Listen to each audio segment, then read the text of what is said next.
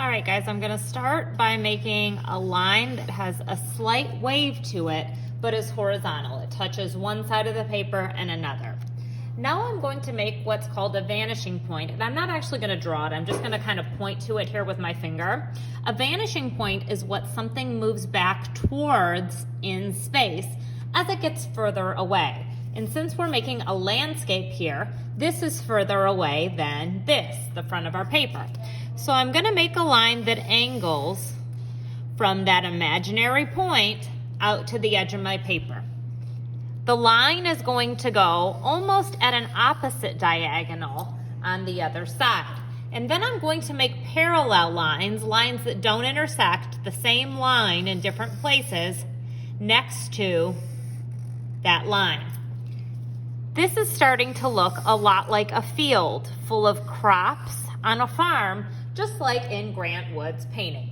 Now I'm going to make some details in the background. The background is behind, and some things that might be behind a field are maybe a barn. I'm going to make this barn look like it's three-dimensional. So I'm going to start by making two parallel lines. Then I'm going to make an upside-down V on top of those two parallel lines. Now I'm going to make a line that comes off of that V and a line that's parallel to that line right there. Then I'm going to connect these two lines and connect straight down. Now I have what looks like a 3D building. To make it look like a barn, I'm going to draw a rectangle. And most of the time when you see a barn in a picture, it has an X on the door. Now I'm going to make a grain silo. A grain silo is where farmers store their grain. I'm going to start with an upside down U, then I'm going to connect it with a little curve. Now I'm going to make a line that comes straight down and a second line. These two lines are parallel. The top is generally made out of metal, so these are representing the different sheets of metal. And I'm going to make little dots to show where there might be rivets or screws. I think I'm going to make some curved parallel lines to show the form of my grain silo.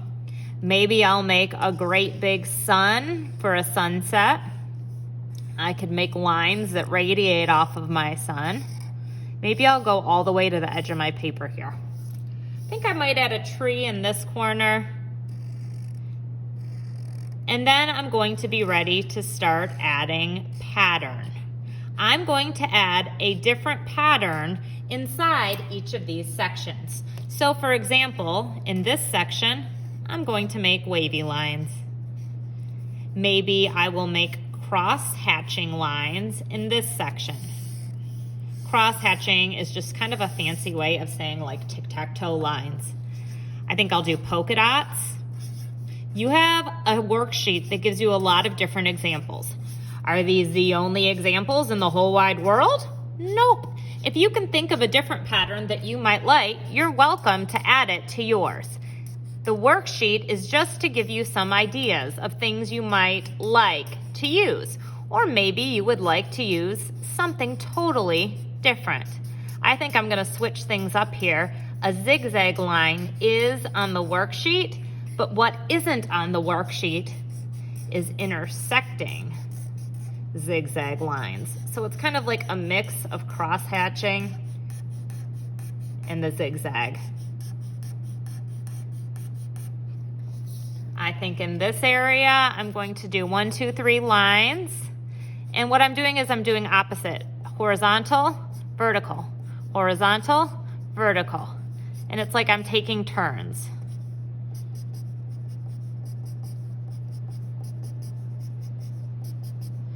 If you'd like to repeat some, you can. Maybe you want each side to be the same, but you definitely want to use some variety. I am going to repeat the polka dots.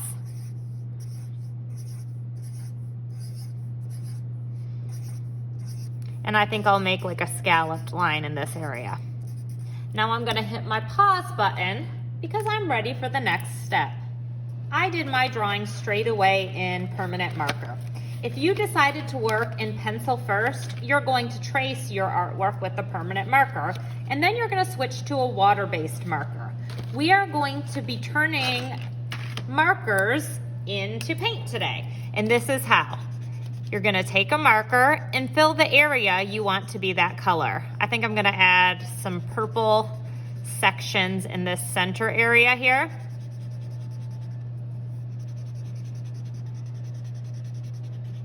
And then maybe in between those, I'll add a little bit of pink. That'll be a purple and a pink section.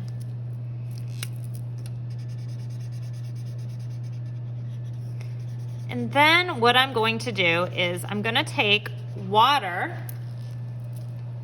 on a paintbrush, and just a little water, I don't want much. And I'm just going to spread the ink within that shape. I'm gonna try to stay in the area that's that color, and when I move into the purple area, I'm rinsing my brush. Now I want you to do all of the coloring first and then the water. I just wanted to show you this quick example, and then I'll do a time-lapse video to show you how it's gonna progress. So stay tuned.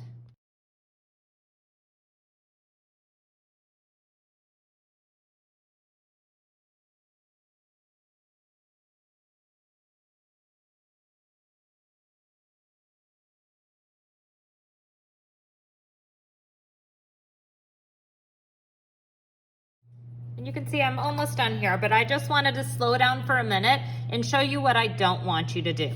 When you're doing this painting, I really want you to stay in the area that you want to be that color. You can see here I kind of outlined that brown and stayed within the lines. I'm gonna go over to the tree and I'm gonna spread all around so you can see what I don't want you to do. You can see how different this looks. This one, I have definitely a brown silo and this orange around it. Where I had this tree, it just looks kind of like a yucky brownish green because I mixed all those colors together. So what you wanna do is rather than mix, is just spread it within that color. So when I'm painting the barn, I'm painting that red part, and then I'm gonna rinse my brush and then move into the green. So I'm not mixing all the colors together, I'm just spreading the color within that color area.